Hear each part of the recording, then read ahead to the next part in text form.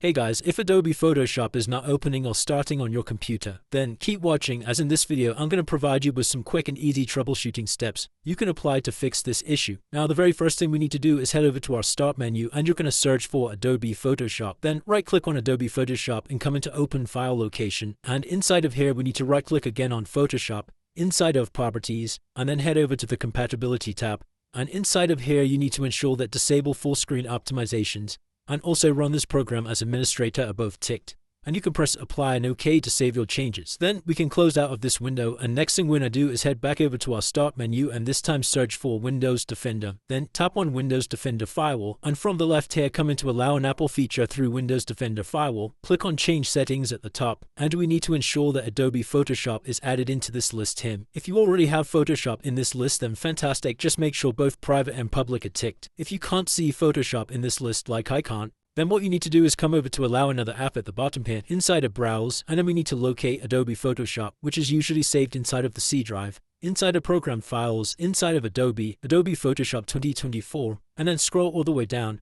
and we should find the executable file Photoshop.exe, which we can double click, then select Add, and once it's inside of here, make sure both private and public are ticked. And you can press OK to save these changes. We can now check to see if that's fixed the issue, otherwise move on to the next step. Now if that's still not working, the next thing I'd recommend is heading over to your Creative Cloud desktop app, and then come over to the app section in the left here, and we can try opening up Photoshop from here to see if that also fixes the issue. If that doesn't work, another thing we can do is head over to your Start menu and search for Device Manager, and then tap on the Device Manager tab, come down to Display Adapters and expand this list, and then locate your graphics card and right click and then select Disable Device. You'll get this message pop up on the screen, just press yes to continue, and then we can re-enable the device by right clicking and selecting Enable Device. And the last thing we're going to do is head over to our File Explorer, come over to your C drive, inside of Program Files, inside of the Adobe folder, inside of Adobe Photoshop, and you'll see a folder called Plugins. Just double click on that. Then inside of your Plugins folder, you need to select everything in here by pressing Ctrl A on your keyboard, and we're going to move this to a different folder.